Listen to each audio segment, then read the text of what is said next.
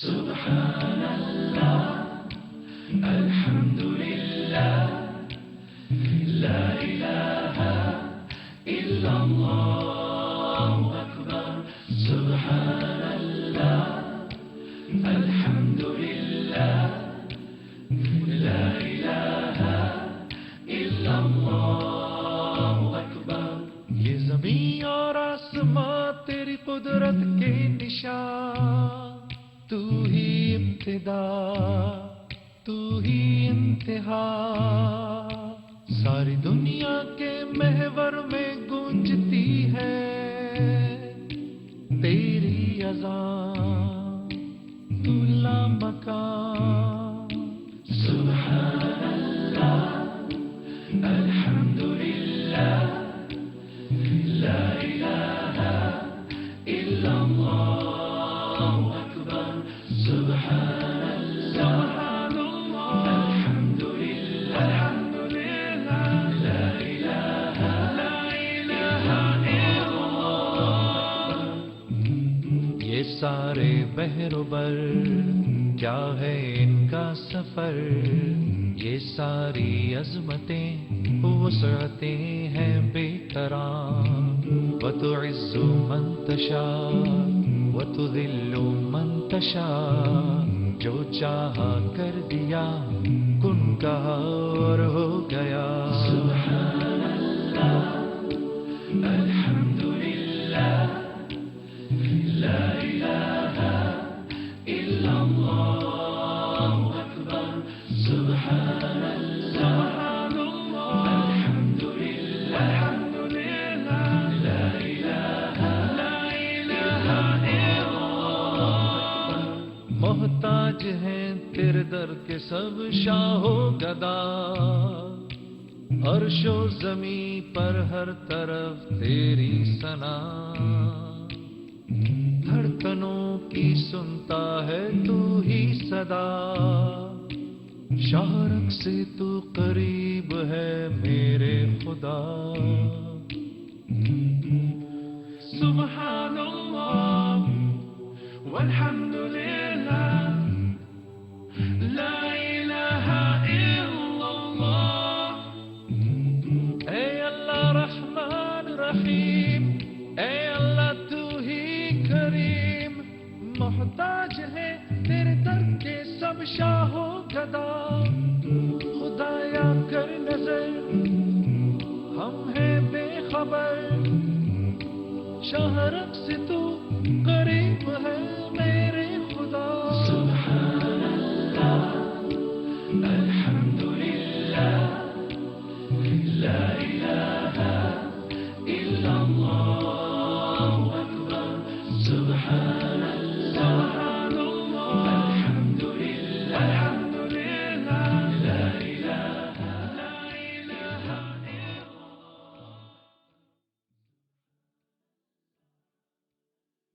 اللہ کا کلام پڑھایا رسول نے، اصحاب باصفا کو لکھایا رسول نے۔ اللہ کا کلام پڑھایا رسول نے، اصحاب باصفا کو لکھایا رسول نے۔ قرآن کے حرف حرف کی تقسیم ہو گئی، تمثیل ہر عمل کو بنایا رسول نے۔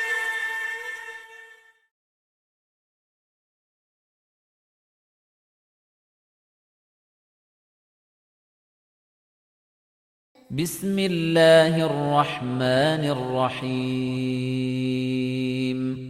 بسم اللہ الرحمن الرحیم۔ قل هو اللہ احد، قل هو اللہ احد، اللہ الصمد، اللہ الصمد، لم یلد ولم یولد، لم یلد ولم یولد، ولم یکن له کفوا احد، ولم يكن له كفوا أحد۔ الحمد للہ رب العالمین والصلاة والسلام علی سید الانبیاء والمرسلین، اما بعد، اعوذ باللہ من الشیطان الرجیم، بسم اللہ الرحمن الرحیم۔ अलम तरा इलल्लज़ी हाज्ज इब्राहीम फ़ी रब्बिही अन आताहुल्लाहुल मुल्क इज़ क़ाल इब्राहीम रब्बियल्लज़ी युह्यी व युमीतु क़ाल अना उह्यी व उमीत क़ाल इब्राहीम फ़इन्नल्लाह यअती बिश्शम्सि मिनल मशरिक़ि फ़अति बिहा मिनल मग़रिब फ़बुहितल्लज़ी कफ़र वल्लाहु ला यहदिल क़ौमज़ ज़ालिमीन। सदक़ल्लाहुल अज़ीम। अल्लाहुम्मा सल्लि अला मुहम्मदिन व अला आलि मुहम्मदिन व बारिक वसल्लिम। रब्बि इश्रह ली सदरी व यस्सिर ली अमरी वहलुल उक़दतम मिन लिसानी यफ़क़हू क़ौली वजअल ली वज़ीरम मिन अहली आमीन या रब्बल आलमीन। नाज़रीन किराम अस्सलामु अलैकुम व रहमतुल्लाहि व बरकातुहू। प्रोग्राम बसीरतुल कुरान में खुशामदीद। आज अल्हम्दुलिल्लाह प्रोग्राम नंबर 71 आपकी खिदमत में पेश कर रहे हैं। इंशाअल्लाह आज की नशिस्त में मुताला करेंगे सूरतुल बकरा आयत नंबर 258 ता 260 258 से 260 तक इंशाअल्लाह मुताला करेंगे। क़ारी सलमान साहब ने अल्हम्दुलिल्लाह इन आयात की तिलावत के ज़रिए इस प्रोग्राम का बाकायदा आगाज़ फरमा दिया है। हमारे साथ रोज़ाना की तरह आज भी हमारे नौजवान साथी स्टूडियोज़ में मौजूद हैं, कुरान अकेडमी से तशरीफ़ लाते हैं और हमारी महफ़िल को रौनक बख्शते हैं अल्हम्दुलिल्लाह। आइए खुशामदीद कहते हैं। अस्सलामु अलैकुम व रहमतुल्लाहि व बरकातुहू। वालेकुम अस्सलाम व रहमतुल्लाहि व बरकातुहू। खैरियत से अल्हम्दुलिल्लाह माशाअल्लाह। जी नाज़रीन किराम अपनी तरतीब के मुताबिक आगे बढ़ते हैं। तरतीब एक ही हमारी और अब उम्मीद है वो आपको याद हो चुकी होगी 70 प्रोग्राम्स के बाद। सबसे पहले हम सब की मोटिवेशन के लिए, तरगीब व तशवीक़ के लिए एक मुबारक फरमान नबी पाक सल्लल्लाहु अलैहि वसल्लम का, आइए कुरान सीखें।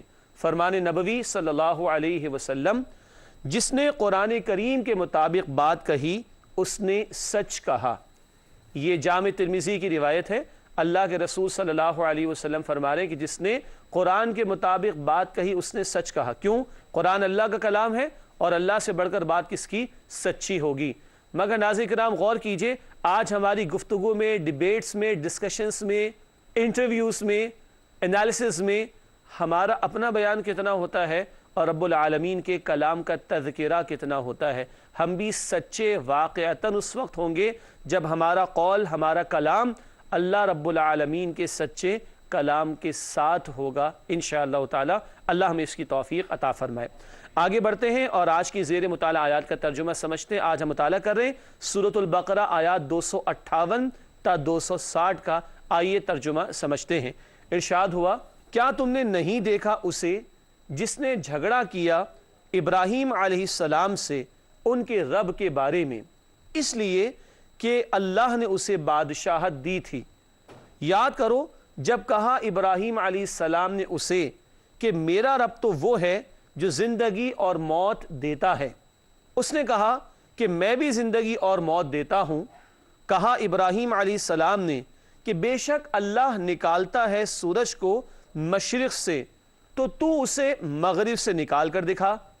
तो इस पर हक्का बक्का कर दिया गया वो काफिर, और अल्लाह ऐसी जालिम कौम को हिदायत नहीं देता।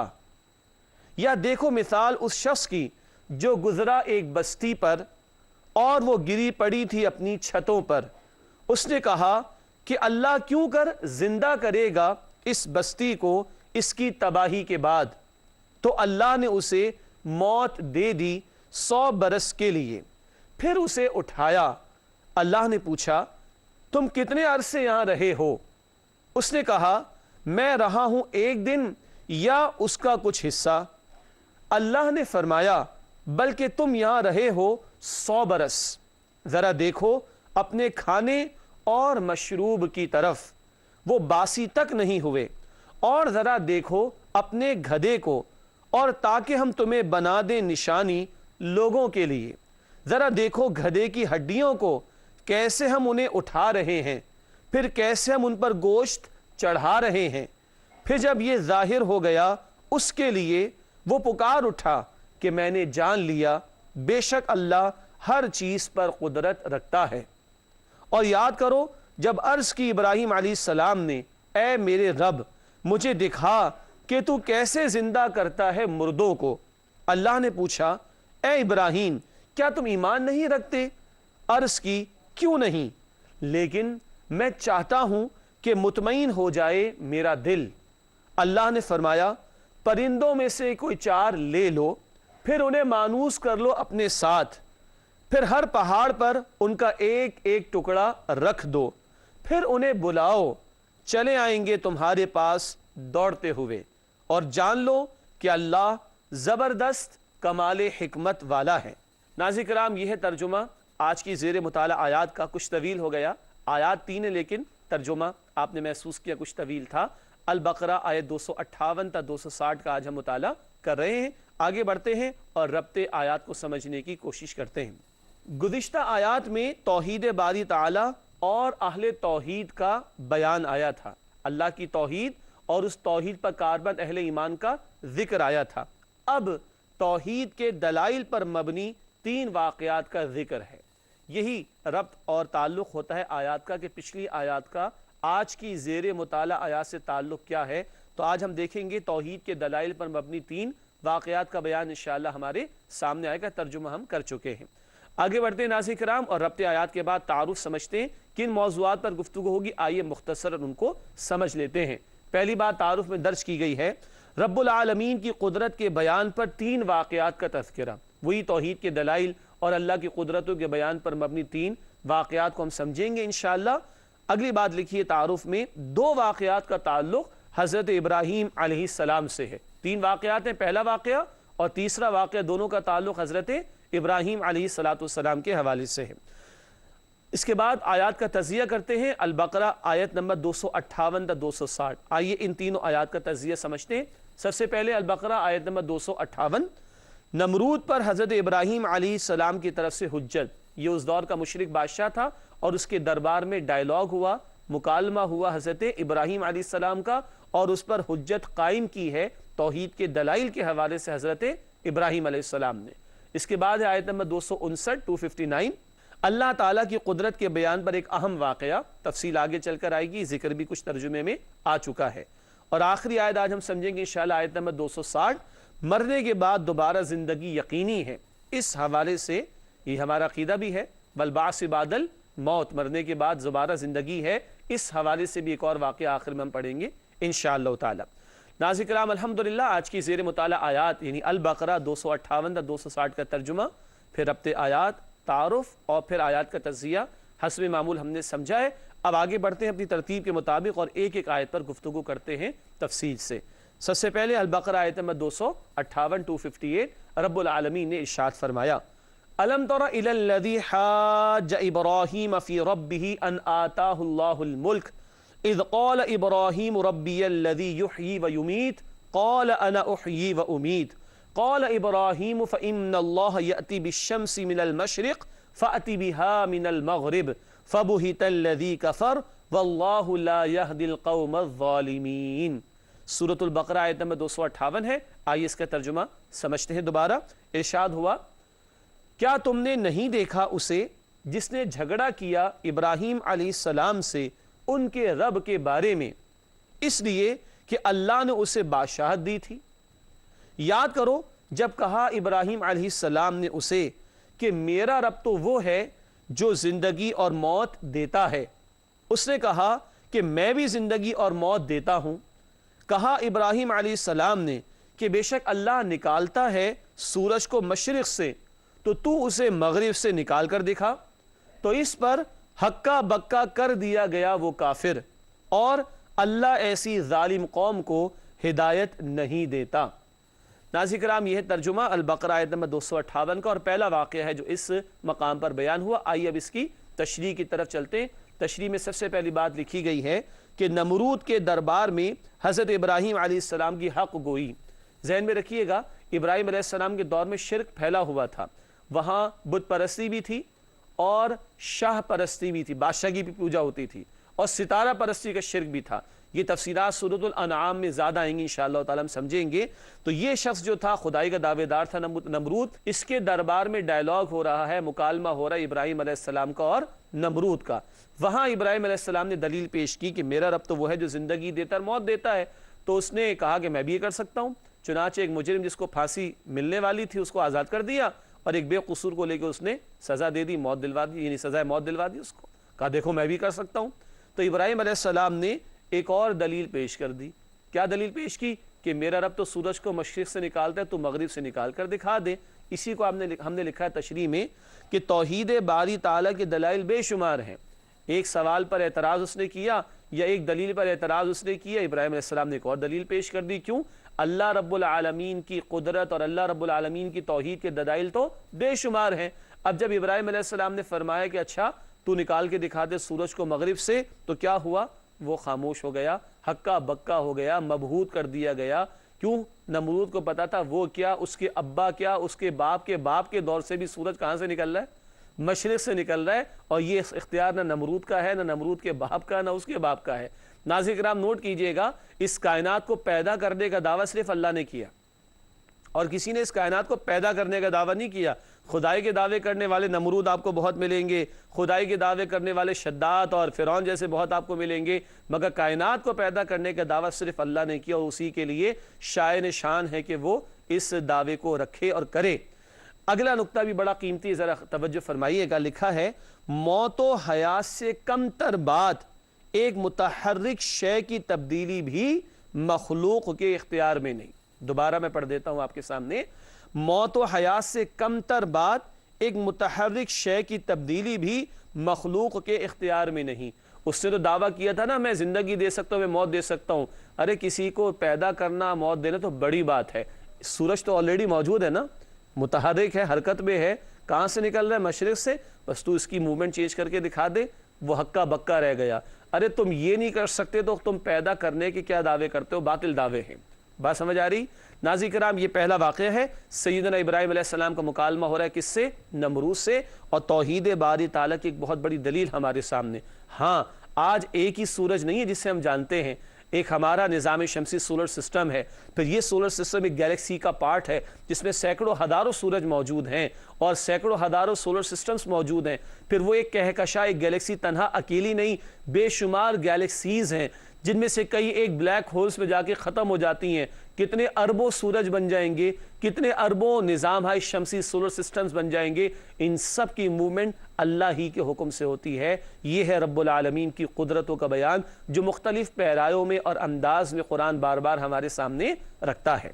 ناظرین کرام یہ مطالعہ مکمل ہوا. البقرہ آیت نمبر 258 کا. آگے چلتے ہیں البقرہ آیت نمبر 259 کی طرف. اللہ رب العالمین نے ارشاد فرمایا او کالذی مر علی قریۃ وہی خاویۃ علی عروشها قال انا یحیی هذه اللہ بعد موتها فاماته اللہ 100 عام ثم بعثه قال کم لبثت قال لبثت یوما او بعد یوم قال بل لبثت 100 عام فانظر الى طعامك وشرابك لم يتسنى وانظر الى حمارك ولنجعلك آية للناس وانظر الى العظام كيف ننشزها ثم نكسوها لحما فلما تبين له قال اعلم ان الله على كل شيء قدير. ناظرین کرام یہ ہے البقرہ آیت نمبر 259. آئیے اس کا ترجمہ سمجھتے ہیں دوبارہ. ارشاد ہوا یا دیکھو مثال اس شخص کی جو گزرا ایک بستی پر اور وہ گری پڑی تھی اپنی چھتوں پر. اس سے کہا کہ اللہ کیوں کر زندہ کرے گا اس بستی کو اس کی تباہی کے بعد. تو اللہ نے اسے موت دے دی 100 برس کے لیے. پھر اسے اٹھایا. اللہ نے پوچھا تم کتنے عرصے یہاں رہے ہو؟ اس سے کہا میں رہا ہوں 1 دن یا اس کا کچھ حصہ. اللہ نے فرمایا بلکہ تم یہاں رہے ہو 100 برس. ذرا دیکھو اپنے کھانے اور مشروب کی طرف، وہ باسی تک نہیں ہوئے. اور ذرا دیکھو اپنے گدھے کو اور تاکہ ہم تمہیں بنا دیں نشانی لوگوں کے لیے. ذرا دیکھو گدھے کی ہڈیوں کو کیسے ہم انہیں اٹھا رہے ہیں، پھر کیسے ہم ان پر گوشت چڑھا رہے ہیں. پھر جب یہ سب ظاہر ہو گیا اس کے لیے وہ پکار اٹھا کہ میں نے جان لیا بے شک اللہ ہر چیز پر قدرت رکھتا ہے. ناظرین کرام یہ ہے ترجمہ سورۃ البقرہ آیت نمبر 259 کا. اس کی تشریح ضرور انشاءاللہ ہم سمجھیں گے. ہم مطالعہ کر رہے تھے بریک سے پہلے سورۃ البقرہ آیت نمبر 259 کا ترجمہ ہم کر چکے. آئیے اس آیت کی تشریح کی طرف چلتے ہیں. یہ دوسرا واقعہ ہے جو بیان ہو رہا ہے اللہ تعالیٰ کی قدرت کاملہ کے بیان کے حوالے سے. یہاں تشریح میں پہلا نقطہ ہم نے لکھا ہے اللہ تعالیٰ کی قدرت کاملہ کے بیان پر عظیم واقعہ. پچھلا واقعہ وہ دلائل کی بنیاد پر ڈائلاگ تھا، اب ایک واقعے کو بیان کیا گیا ہے ایک دلیل کے طور پر. اور اگلی بات ہم نے تشریح میں لکھی ہے بعث بعد الموت کی واضح دلیل کا بیان. 100 برس سلائے رکھا، پھر ان کو کھڑا کر دیا جو شخصیت تھے، ہم بات کریں گے ابھی آگے مزید انشاءاللہ تعالی. اور ان کے سامنے وہ جو گدھا تھا اس کی ہڈیاں ان کو جوڑا گیا اللہ کے حکم سے، اور پھر ان ہڈیوں پر گوشت چڑھا دیا گیا، اور بغیر کسی ریفریجریٹر کے کھانا پینا 100 برس تک بالکل محفوظ حالت میں پڑا رہا۔ جو شخصیت تھی ان کا انتقال ہو گیا، 100 برس بعد اٹھایا جا رہا ہے۔ کھانا پینا بالکل ایگزیکٹلی ویسے ہی انٹیکٹ ہے۔ گدھے کے تو ذرے ذرے ہو چکے، اب اس کی ہڈیاں اور اس پہ گوشت کا چڑھایا جانا، اس سب میں اللہ کی قدرت کاملہ کی بہت بڑی دلیل ہے۔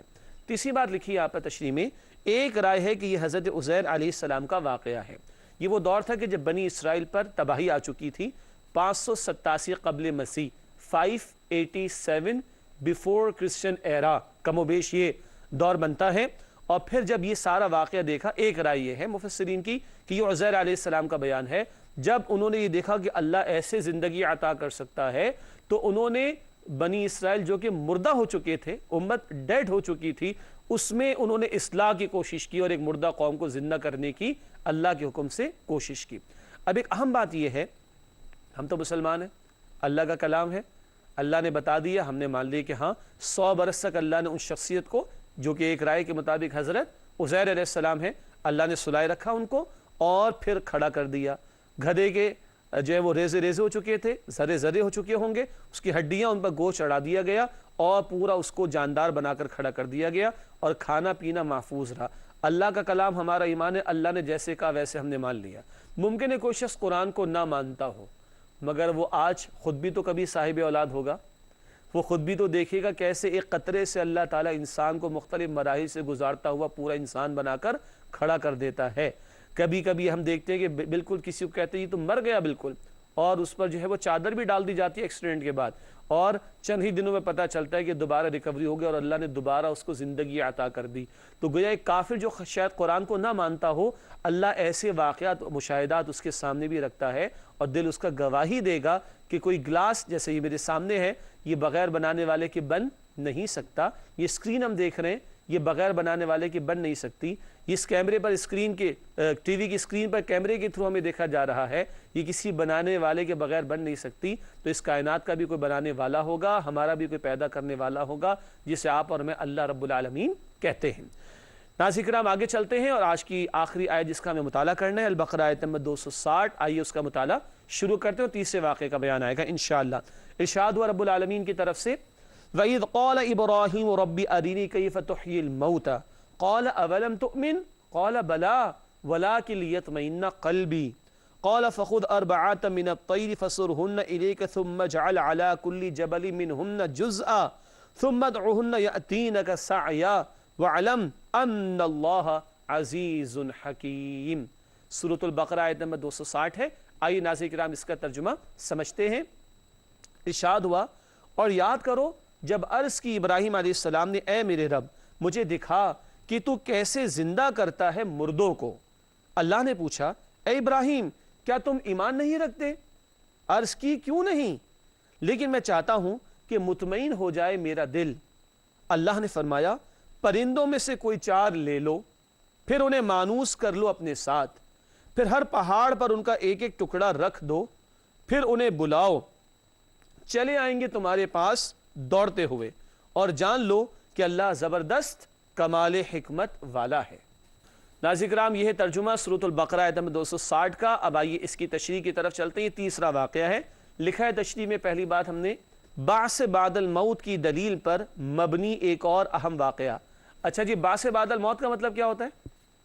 موت کے بعد واپس اٹھنا، موت کے بعد واپس اٹھنا، موت کے بعد دوبارہ زندگی کا عطا کیا جانا۔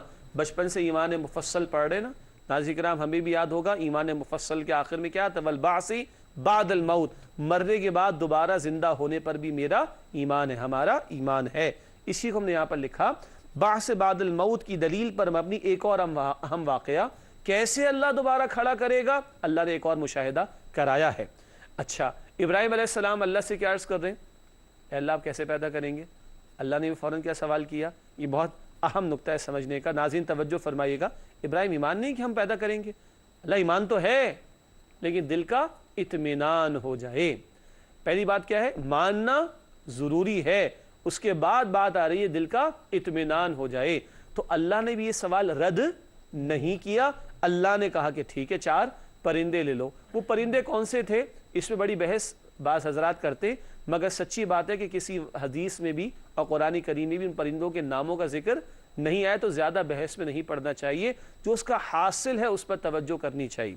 حکم یہ ہوا 4 پرندے لے لیں، اپنے سے مانوس کر لیں تاکہ معلوم ہے کہ کون کون سا پرندہ، اس کے بعد ان کو ذبح کیا جائے اور ان کے پیسز کیے جائیں اور ان پیسز کا مکسچر بنایا جائے اور 4 الگ الگ حصے کر لیں۔ اب کون سے پرندے کا جز کس کس جگہ پر ہے کچھ نہیں بتایا، کون سے پرندے کا کون کون سا جز کس جگہ ہے کچھ معلوم نہیں۔ اب پہاڑ پر ایک ایک جگہ رکھ دو ان کو اور پکارو، وہ دوڑتے چلے آئیں گے۔ کیا ہوا؟ سارے اجزاء مل گئے، جس پرندے کا جو جز تھا وہ جز ملتا چلا گیا اور دوڑتے چلے آئے۔ سعی کا لفظ ہے نا، سعی کے معنی تیز چلنے کے بھی ہوتے ہیں، تو اڑ کر نہیں آئیں گے، پتہ چلا کوئی اور نہ آ گیا ہو، نہیں تمہارے سامنے چلتے ہوئے آئیں گے، یہ پہلا، یہ دوسرا، یہ تیسرا، یہ چوتھا۔ یہ پورا مشاہدہ اللہ نے کس کو کرایا؟ حضرت ابراہیم علیہ السلام کو۔ اللہ کے رسول بھی ہیں، ذہن میں رکھیے، اس کی حکمت بھی ہم نے لکھی آگے۔ رسولوں کو مشاہدات کرانے کی حکمت وہ کیا ہے؟ دعوت کا کام کما حقہ کیا جا سکے، کما حقہ جیسا کہ اس کا حق ہے، کما حقہ کا مطلب جیسا کہ اس کا حق ہے، تو پورے وثوق اور کنوکشن اور بصیرت اور یقین کے ساتھ دعوت پیش کی جا سکے۔ اس وجہ سے اللہ تعالیٰ نے پیغمبروں کو مختلف مشاہدات کرائے، اور مشاہدے کی ایک انتہا معراج کا واقعہ ہے جو رسول پاک صلی اللہ علیہ وسلم کو کرایا گیا۔ ایک اور بات اس میں سمجھ لیجئے کہ یہاں سے معلوم ہوا کہ پیغمبروں کو تو خاص مشاہدات کرائے جاتے تھے، تاہم ماننا شرط لازم ہے، سمجھنا کہ اس کی حکمت کیا ہے، اس کی لاجک کیا ہے، جیسے کہ آج کل کے الفاظ ہیں وہ بعد میں مرحلہ آتا ہے۔ ماننا کہ اللہ نے فرما دیا تو برحق ہے، مان لیں پھر حکمت سمجھنے کی کوشش کریں تو اس میں کوئی ایسی قباحت یا غلط بات نہیں ہوگی۔ لیکن اللہ نے بھی پہلا سوال کیا کیا؟ ایمان ہے کہ نہیں؟ ایمان تو ہے، لیکن اے اللہ میرے دل کا اطمینان ہو جائے۔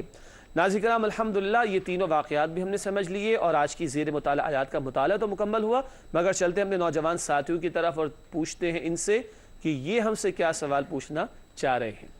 جی عابد، آپ کا سوال ہے؟ جی، آج کے درس میں ابراہیم علیہ السلام اور نمرود کے مکالمے کا ذکر ہے، تو ابراہیم علیہ السلام نے نمرود کے اعتراض کے جواب میں ایک دوسری دلیل پیش کر دی، اس کی کیا حکمت ہے؟ ماشاءاللہ، بڑا اہم سوال ہے کہ نمرود کے اعتراض کے جواب میں ابراہیم علیہ السلام نے دلیل کو چینج کر دیا۔ بات کیا تھی کہ اللہ تو وہ ہے جو زندگی اور موت دیتا ہے، تو نمرود نے کہا میں بھی دے سکتا ہوں، جیسے کہ اس نے کر کے دکھا دیا۔ تو اللہ کے پیغمبر ابراہیم علیہ السلام نے ایک اور دلیل پیش کر دی۔ اب اس میں 2 باتیں سمجھ لیں۔ جو اگلی دلیل پیش کی وہ پہلے والے دعوے سے بھی ہلکی تھی۔ تشریح میں نے کہا تھا نا کہ پیدا کرنا تو بڑی بات ہے، ایک متحرک شے، موو کرنے والی شے، سورج کی موومنٹ کو ذرا چینج کر کے دکھا دو، یہ پیدا کرنے کے مقابلے میں ہلکی بات ہے، اور اس ہلکی بات پر بھی وہ ہکا بکا رہ گیا تھا۔ ایک بات تو یہ جواب کے طور پر۔ دوسری بات یہ ہے کہ ابراہیم علیہ السلام کے پاس کوئی دلائل کی کمی تھوڑی تھی، اللہ کی توحید کے دلائل میں کمی تو نہیں۔ اب اگر اسی دعوے کے اوپر ابراہیم علیہ السلام جواب دیتے، یہ ہمیں سکھایا جا رہا ہے کہ ہمیں دعوت کا کام کیسے کرنا ہے، ہمیں کن ٹیکنیکس کو استعمال کرنا ہے، کن چیزوں کو ہمیں اوائڈ کرنا ہے۔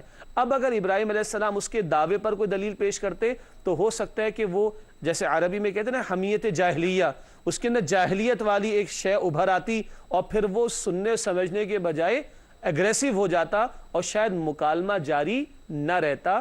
اس حکمت کے پیش نظر معلوم ہوتا ہے واللہ عالم کہ ابراہیم علیہ السلام نے دلیل کو چینج کر دیا تاکہ وہ جاہلانہ طرز عمل پر نہ آئے اور مکالمہ جاری رکھنا ممکن ہو سکے، ورنہ توحید کے دلائل میں تو کوئی کمی قطعاً نہیں ہے۔ اگلا سوال کوئی ہے ہمارے پاس؟ جی علی۔ شریعت کی جو مختلف احکامات ہیں اس میں اگر ہم حکمت معلوم کرنا چاہیں تو اس میں کوئی حرج ہے یا نہیں؟ ماشاءاللہ یہ بات آ تو چکی ہے لیکن اس کو اور الیبوریٹ کر لیتے ہیں۔ اس کے اندر ایک خطرناک مسئلہ کیا ہے، اس سوال سے میرا ذہن اس طرح منتقل ہوا۔ ناظرین کرام بہت توجہ کیجئے گا، آج ہمارے ہاں ایک انداز ہے کہ جی لاجیکلی بات ہونی چاہیے، اور اگر ہماری لاجک میں آئے گی، ہماری عقل میں آئے گی تو ہم مانیں گے۔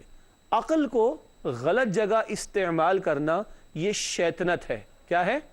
شیطنت ہے۔ اللہ نے حکم دیا تھا فرشتوں کو سجدہ کرو، کسے؟ آدم علیہ السلام کو۔ اس حکم میں شیطان بھی شامل تھا، صحیح؟ اس نے کہا نہیں، میں بالا ہوں، میں برتر ہوں، میں آگ سے منع، آدم مٹی سے منع، آگ اوپر جاتی مٹی نیچے پڑی رہ جاتی، میں تو نہیں کرتا۔ لوجک کی تو لڑائی اس نے. ناظرین کرام, he was very much logical, لیکن لاجک کہاں لڑائی؟ اپنے ڈومین سے باہر نکل کر, اپنے حدود سے باہر نکل کر. اللہ از دا لارڈ, اور لارڈ نے, اللہ نے حکم دے دیا تو بات ختم ہو گئی, اب عقل لڑانے کی ضرورت نہیں ہے. تو پہلی بات, عقل اپنی جگہ پر استعمال کی جائے گی. اسی لیے طرز عمل کیا تھا؟ اللہ رب العالمین نے کیا طرز اختیار کی؟ ابراہیم مانتے نہیں ہو اس بات کو؟ اللہ مانتا ہوں مگر دل کا اطمینان ہو جائے. تو ہمارے لیے بھی پہلی بات تو یہ کہ مان لیں اللہ نے جو فرمایا برحق, رسول اللہ علیہ السلام نے جو فرمایا جو کیا وہ برحق, چاہے عقل میں اس کی لاجک آئے یا نہ آئے. فجر کے کتنے فرض ہیں؟ 2. ظہر کے؟ 4. عصر؟ 4. مغرب؟ 3. عشاء؟ 4. کبھی غور کیا؟ نہیں, پڑھتے چلے جا رہے نا.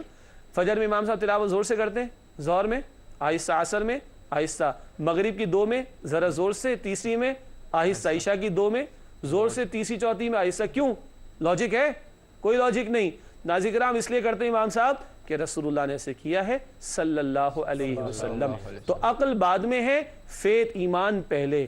ہاں مان لیا, جیسے کہ ابراہیم علیہ السلام کے طرز عمل سے معلوم ہوا, مان لینے کے بعد ہم تلاش کریں کہ اس کی کوئی لاجک ہو سکتی ہے, اس کی کوئی حکمت ہو سکتی ہے, اس کی کوئی وزڈم ہو سکتی ہے, اس کے کوئی بینیفٹس ہو سکتے ہیں. لا حرج.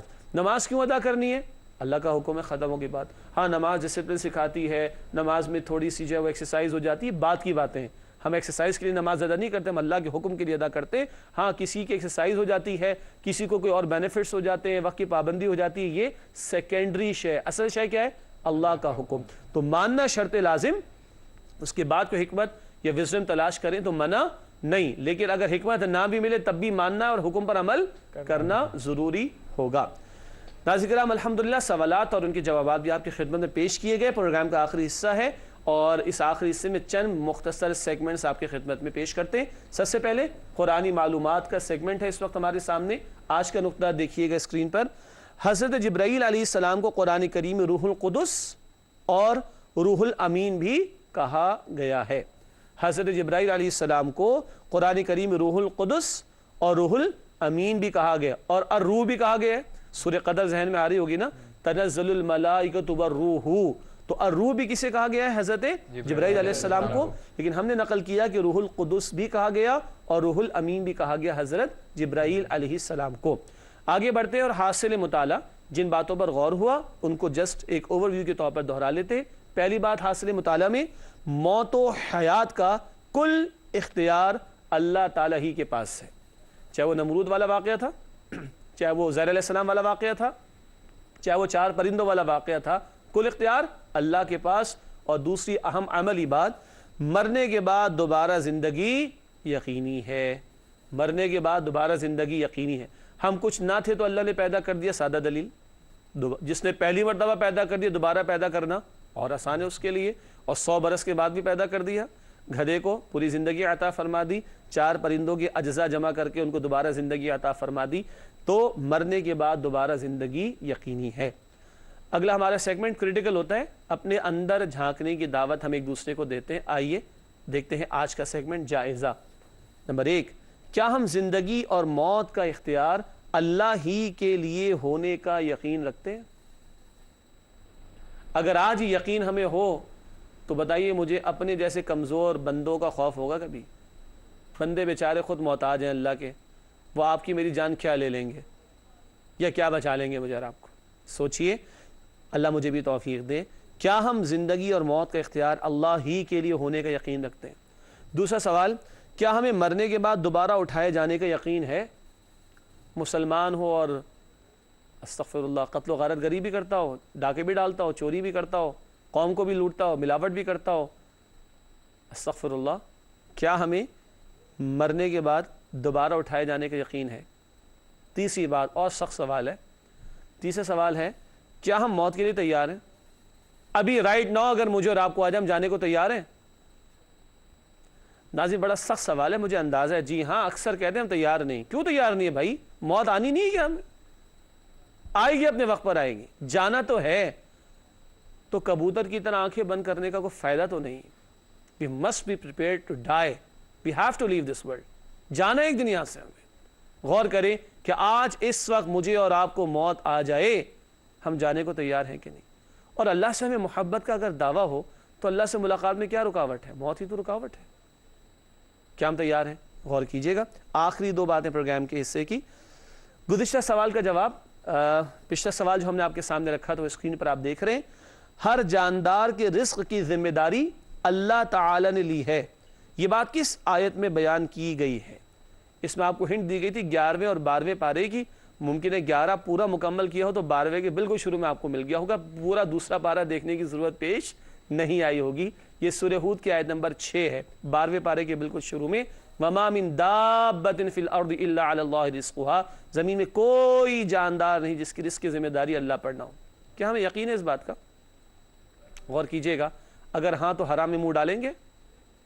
اگر ہاں تو اپنے جیسے لوگوں سے توقعات رکھیں گے، خوشامدیں کریں گے؟ غور کیجئے. کیا ہمیں یقین ہے کہ ہمارے رزق کی ذمہ داری اللہ نے لے رکھی ہے؟ آج کا سوال نوٹ کیجئے گا. آج کا سوال بھی بہت قیمتی عقیدے کے اعتبار سے بھی. جو اللہ پر توکل کرے اللہ تعالیٰ اس کے لیے کافی ہو جاتا ہے. یہ بات کس آیت میں بیان کی گئی ہے؟ آپ کو ہنٹ دے دیتے ہیں. 28واں پارہ دیکھ لیجئے گا اور آپ غور کریں گے. ایک ایک سوال کے نتیجے میں ایک پارہ اگر گو تھرو ہو رہا ہو تو چند مہینوں میں الحمدللہ ہم کچھ قرآن حکیم سے اور قریب ہو جائیں گے انشاءاللہ. تو اس کا جواب آپ تلاش کیجئے 28 پارے میں. اگلے پروگرام اس کا جواب پیش کریں گے انشاءاللہ تعالی. آپ تمام ساتھیوں کا بہت شکریہ. جزاکم اللہ خیرا کثیر. اللہ آپ کو خوش رکھے. ناظرین کرام، اللہ تعالیٰ سے دعا ہے اللہ تعالیٰ ہم سب کے علم اور عمل میں اضافہ بھی عطا فرمائے اور اپنی کتاب سے ہم سب کو اپنے تعلق کو مزید کرنے کی توفیق عطا فرمائے. اسی کے ساتھ اجازت چاہیں گے. وآخر دعوانا ان الحمدللہ رب العالمین والسلام علیکم ورحمۃ اللہ وبرکاتہ.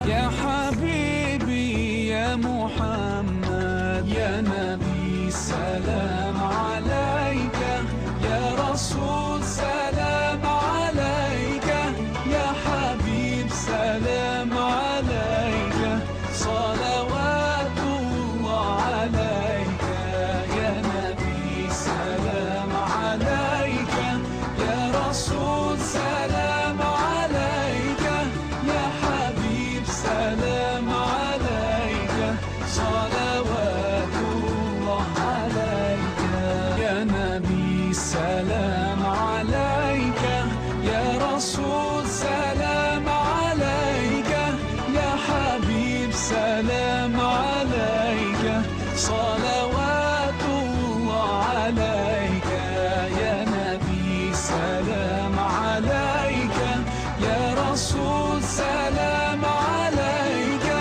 يا حبيب سلام عليك صلوات الله عليك يا نبي سلام عليك يا رسول سلام